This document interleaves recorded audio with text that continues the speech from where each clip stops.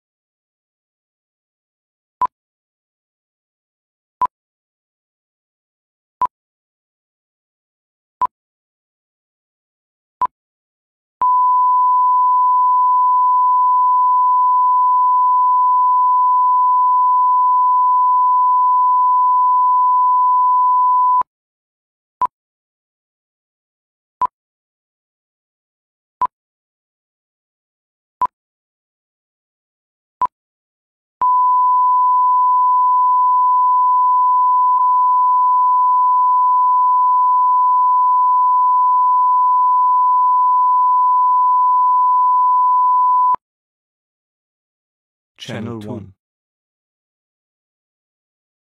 Channel 1.